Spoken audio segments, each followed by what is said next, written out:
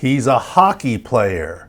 Where does that phrase come from? This is Dr. David Chow, pro football doc at Sports Injury Central. We do have hockey experience. We probably should cover NHL even more. But where does the phrase "he's a hockey player" come from? Morgan Barron is an example. Last night, the Jets player in the first period in a scramble in the crease in front of the goal, goalie's hockey skate came up and cut his face very close to his eye. Initially, he said, I saw that I could see, and his first concern was, did the puck go in? He ended up with 78 reported stitches in his face and returned in the second period, and even did post-game interviews with a trickle of blood coming from the side of his face. This is where the phrase "he's a hockey player" comes from. They're tough, they come back to play. It's not just hockey though. Hockey skate injuries are very dangerous because it's like a knife cutting you, and that's a very dangerous situation there.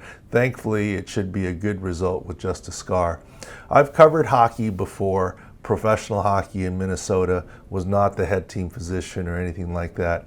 Yes, cuts are a big part of hockey, and believe it or not, in the NHL, it is not routine for the team physician to travel with his own team.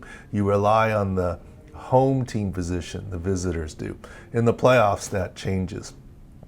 I've sewed a lot of people up to return. It's not as common in professional football because there's nothing sharp out there and the gear and the protection. It does happen, most commonly from a helmet coming down on the bridge of someone's nose or something.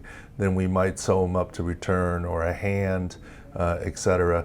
But I've sewed up a lot of players on the sidelines of rugby matches. I covered USA Rugby 7s and 15s, including World Cup type appearances.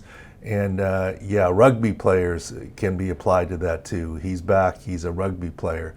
Very tough sidelines. But one interesting thing is, believe it or not, I never counted sutures. I'm not doubting the suture number. 78 seems very high. If it's a 7.8 centimeter laceration, if you put them 1 millimeters apart, the sutures, and that's very close, that's how you get 78. It was a 15 centimeter laceration. You're putting it 2 millimeters apart. So I'm not sure the total 78. Maybe it was a layered closure, etc. But I'll let you in on a little secret. Whenever I've sewed up a guy on the sideline in a locker room, that's a very common question. How many sutures, doc? I don't count. My initial answer was the right number, enough as that you need.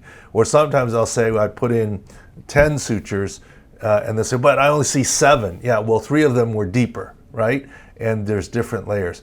But you're just working. I don't really count. I mean, does a quarterback count how many yards he has during the game or immediately after the game, or a running back?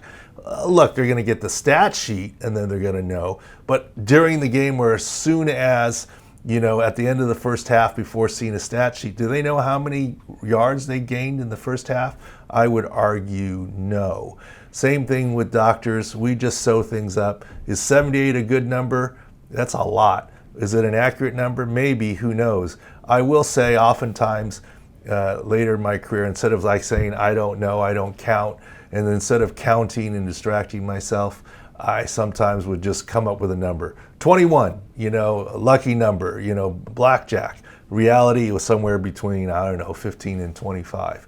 So 78 sutures or not, he's a hockey player known for toughness and return to play.